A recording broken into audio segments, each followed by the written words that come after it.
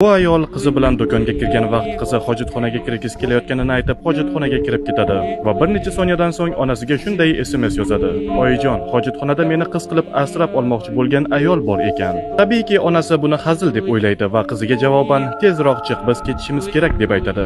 Mitti qizalog'i 10 daqiqada ham chiqmagandan so'ng onasi o'zi xaridlar qilishni boshlaydi va qiziga qo'ng'iroq qiladi.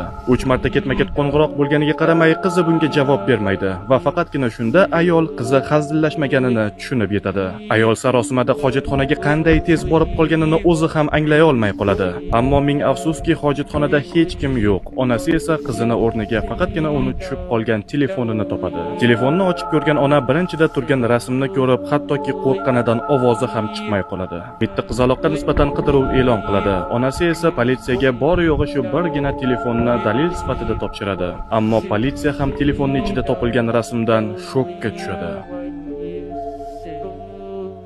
Agarda ona o'z vaqtida qizining gapiga ishonib oldiga borganda uni qutqarib qolish mumkin edi. Qizaloq esa hozirgi vaqtgacha topilmagan.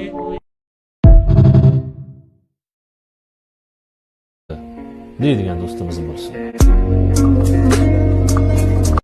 Haqiqiy yaqin inson bu, sizni o'tmishingizni tushunib, kelajagingizga ishonib, hozir esa borligingizcha qabul qilgan insondir.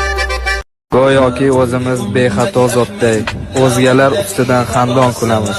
Qo'limizda jannatning kaliti borday, boshqalarning hayotin g'iybat qilamiz. Qoyil. O'shanda sen mensimasdan ketgan bu yurakka hozir kimlardir dunyosini berib ham kira olmayapti.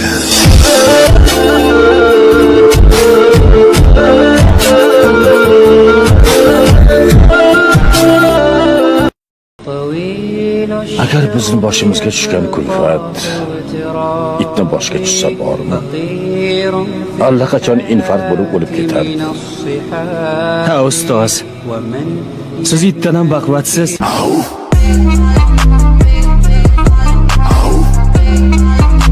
Burgutday parvoz qilishni xohlasang, o'rdaklar bilan yurishni bas qil.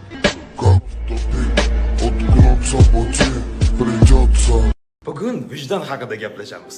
Odamlarning vijdoni xuddi bir pachka dollarga o'xshaydi. To'g'ri, qimmat, lekin hammada ham bo'lavermaydi. Kurumuş boğazım, bekliyorlar yol altında onlar. Bir gün beni sorarlar. Do'stim, qadrimga yetishingiz uchun o'lib beraymi? Hozir hashamga beriladigan vaqt emas.